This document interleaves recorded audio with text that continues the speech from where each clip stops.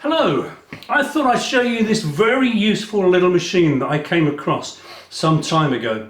It's a sort of version of something your grandmother might remember, a mangle. Now, a mangle, what you did when you were doing your washing, you did the washing and then you would feed the wet washing in, wind the handle, and out would come the dried washing the other end. Well, this one we're going to put in a bit of paper, we're going to put it in there, and we're going to wind that handle in like this. And out of the other side will come money.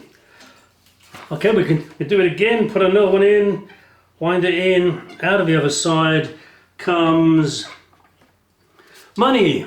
Now, I've been doing some calculations. If we were to be able to produce £20 every minute, in an hour we would produce £1,200. If we worked from 9 o'clock until 5 o'clock, we took just an hour for lunch, we would produce £8,400 every day. And if we worked 5 days a week, we would produce £42,000 a week. If we took the whole year, took 4 weeks holiday, we would produce over £2 million every single year.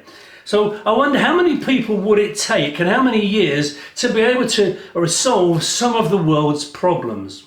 Well, within just a few years we could dig enough wells to get clean water for everybody in the world.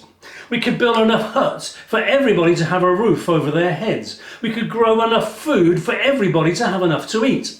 Actually, we already grow enough food for everybody to have enough, provided not everybody's greedy so that some people don't then have enough. We could provide a good education for every single child in the world. And if we did that, what would we have?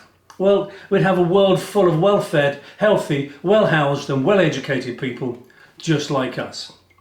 People who have all the same problems that we have. You know, they're greedy, selfish, self-important, lonely, preoccupied, full of envy and bitterness, and people who are not sure what life is all about. Surely there has to be something that means more than just money.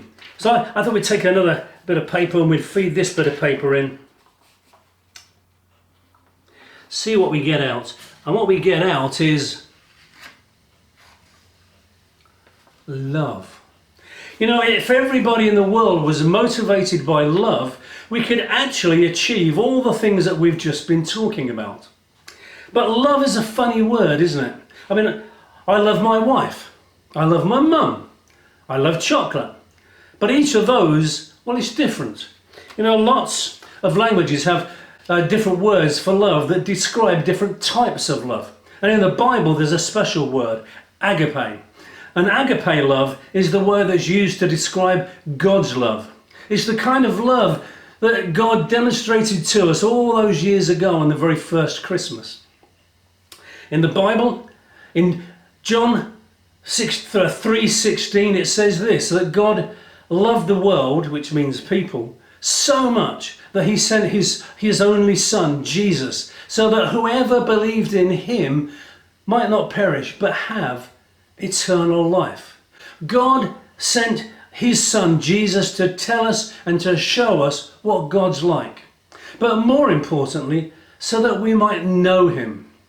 The Bible promises that if we turn to God and follow him, he will put his love in us and that we can live a God-filled life. And if we live a God-filled life, a life filled with God's love, then we can make a difference in the world. We can start to build a world where everyone has somewhere to live. A world where everyone has enough food and clean water to drink. We can build a world where everyone is loved and accepted just for who they are. We can start to get rid of hatred and war and selfishness and greed. We need God's agape love to fill us and inspire us. And I believe that it really is possible for us together to go and begin to change the world. Let's do it, shall we?